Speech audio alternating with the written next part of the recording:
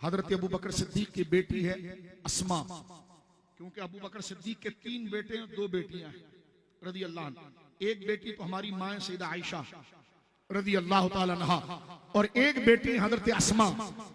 अस्मा जो है वो हमारी माँ हजरत आयशा से बड़ी है।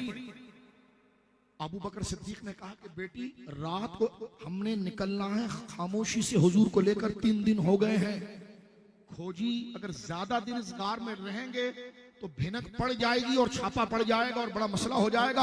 आज रात बेटी हमने यहां से निकलना है, आज रात हमने यहां से निकलना है। लेकिन जब पहला जो दिन था ना, उसमें जब अबू जहल ने देखा कि जनाब घर में अली लेटे हुए हैं, नबी नहीं है, तो वो डायरेक्ट हजरत अबू बकर के घर आया, दरवाजा खटखटाया। मुस्तदरक की रिवायत है हजरत अस्मा दरवाजे पर आई कि लगे कहां है तेरा बाप और कहां है तेरे नबी? वो तो दोनों गए। सैयदा अस्मा क्या कहती है? गए। कहां गए? का नहीं बताऊंगी। देखो ये वफादारी है रसूल के साथ। क्या कहती औरत जात, कहते नहीं बताऊंगी। अबू जहल के हाथ में एक लाठी थी कांटे वाली, उसने सर पर उठाकर मारा तो उनकी बाली के अंदर एक कांटा फंस गया। जब उसने खींचा तो बाली ने कान काट दिया।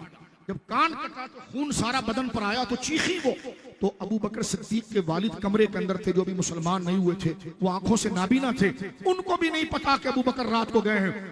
अरे कहां चला गया? क्या हुआ बेटी तुझे? कहा नहीं मेरा पांव मुड़ गया। कहा तेरा बाप पता नहीं कहां चला गया, घर में कुछ खाने को नहीं है। लेकिन कैसी वफादार बेटी है, उधर अबू जहल को भी देख रही है और नबी पाक का राज रख रही है, इधर दादा को शोर से कैसे रोकती है। मटके से पानी गिराया और उसको दबा कर तोड़ा, उसकी जो टिकरियां बन गई दुपट्टे में बांध कर लेकर गई, दादा के हाथ लगवाए। आपको किसने कहा कि अब्बा कुछ देकर नहीं गए? देखें इतने सोने तो छोड़ कर गए, इससे हमारे महीने का गुजारा हो सकता है। ये अबू बकर सिद्दीक की बेटी है। मकाम को अपने जहन में लाना, अपनी माँ का मकाम जहन में लाकर इस बात को सुनना। बाप ने कहा अबू बकर ने कि बेटी रसूलुल्लाह के लिए कुछ सत्तू ले आओ, सत्तू रास्ते में मैं पानी में भिगाकर हुजूर की खिदमत करूंगा, क्योंकि किसी के घर गया तो मुखबरी हो जाएगी और हम खामोशी से सफर करेंगे। 12 दिन का यह सफर था। हजरत अबू बकर पैदल चलते थे, हुजूर को ऊंटनी पर बिठाते थे। और मिशकात में रिवायत मौजूद है, दिल फटता है। कहते हैं एक दफा दोपहर का वक्त था, बहुत सख्त धूप थी। अबू बकर सिद्दीक कहते हैं कि मैंने देखा कि कुछ कीकर के पत्तों का साया है।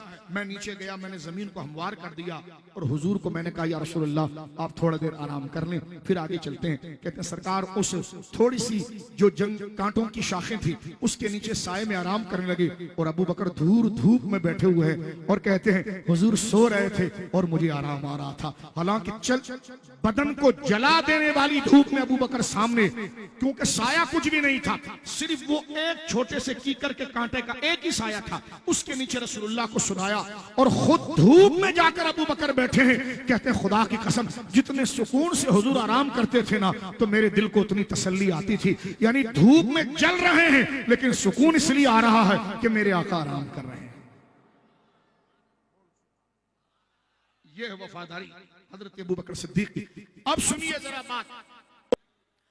हजरत अबू बकर सिद्दीक जिस वक्त गार से निकल रहे थे हुजूर को लेकर, तो अपनी बेटी से कहा कि बेटी रात के वक्त खामोशी से आना, और आते भी पता है कैसे थे ये, मिसाल के तौर पर जाना उधर है तो पहले उधर चले जाते, फिर उधर चले जाते, फिर उधर चले जाते, ताकि किसी को पता ना हो स्ट्रेट जा रहे हैं। यानी घूमते घुमाते हुजूर के पास आते थे, घूमते घुमाते। सिद्दीक पर शक करने वाला तो बड़ा वक्त का लाइन होगा। देखें हुजूर सैयद आलम सल्लल्लाहु अलैहि वसल्लम के मकाम और मर्तबे की हिफाजत। फरमाया बेटी घर से ताजा सत्तू ले आना और याद करना सत्तू लाओगे तो सत्तू को मैं ऊंट की डोली के साथ बांधूंगा तो रस्सी भी लाना। हजरत अस्मा इतना टेंशन है, इधर दादा बूढ़ा, इधर घर में माँ है और बहनें हैं, उधर काफिर ढूंढ रहे हैं, घर को भी खतरा है। जाहिर सी बात है सारा मोहल्ला अगर दुश्मन हो और पता हो कि इस घर ने काम उतारा है तो सारे उस घर को जलाने के पीछे दर पर हैं। एक तो घर का टेंशन, बाप घर में नहीं और बाप को परवाह नहीं। फरमाया तुमने जो होना हो, मैं तो हुजूर के साथ गया, जान दिल होश खिरत सब तो मदीने।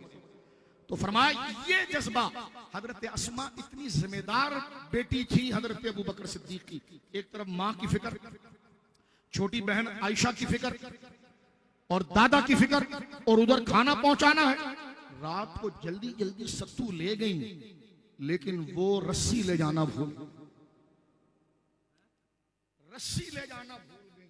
हजरत अबू बकर सिद्दीक रात के अंधेरे में ऊंटनी को किनारे पर लगाकर अब्दुल्ला बिठाता है। हुजूर सैयद आलम को ऊंटनी पर बिठाते हैं। कार सौर कभी जाओ ना मक्का तो जरा देखना, ये मंजर तुम्हें याद आएगा। आहिस्ता आहिस्ता ऊंटनी को उतार रहे हैं और हाथ में जो है ना वो सत्तू की थैली पकड़ी हुई है और मुड़ मुड़ कर बेटी को देख रहे हैं कहां पर है।